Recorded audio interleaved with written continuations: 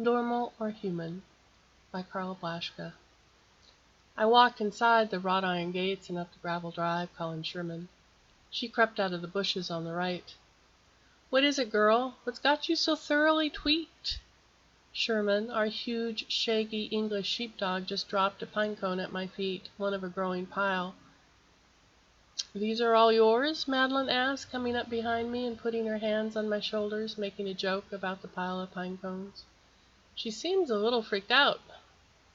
"That's my Peabody, stating the obvious." I turned around and hugged her. As we held each other and watched, Sherman went around in circles, then pawed the pile and did it again. He then brought back another pine cone word. Puzzled and clueless, we left Sherman in her crazy zone and went back to our Saturday chores. A little while later, we heard what Sherman had been trying to say. I was outside. In fact, I'd been digging the Koya New Pond when my life came apart and I got on the road, determined on justice. The explosion wasn't that loud, but it was enough to shred our dog into little bits. For weeks after, we were tearing strips of dog flesh off our bushes. One of the pine cones had been a grenade.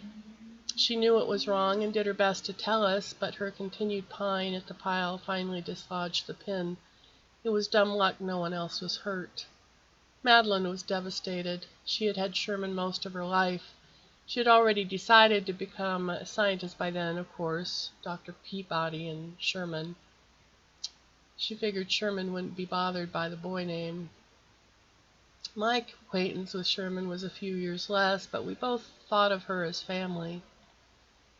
There wasn't many people who would drop a grenade on our lawn for kicks, and after the initial cleanup, I got in my car and went looking for the bastard. I parked in front of his house and called the paper. They took pictures of me, the head of my dog, and my car. Spray painted on both sides was, "MacDonagall blew up my dog with a grenade.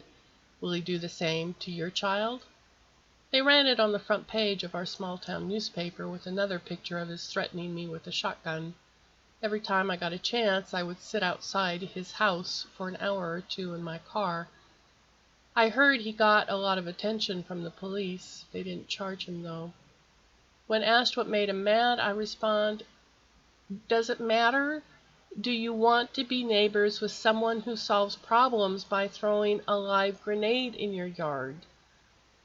Eventually my ex moved away, but Madeline and I stayed, waiting for the day our state would allow us to marry legally.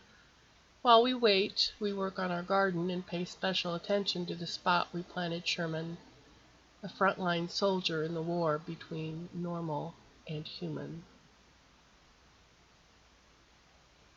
Thank you.